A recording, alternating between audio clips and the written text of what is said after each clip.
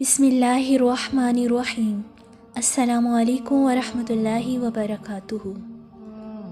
Elmo हिकमत से लबरेज़ Ibnul अरबी के खूबसूरत अक़वाल। जो बीज अपने छिलके को उतरने ना दे वो कभी एक फलदार दरख्त नहीं बन सकता।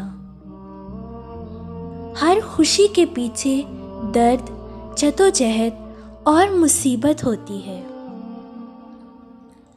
इस्लाम के स्तूनों को अपनाए बग़ैर आप अल्लाह की राह में जद्दोजहद नहीं कर सकते।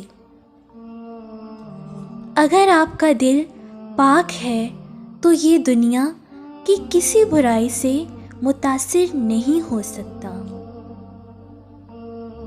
कोई इंसान दुख उठाए बग़ैर सुख की कदर कैसे कर सकता है। कभी ना उम्मीद मत होना।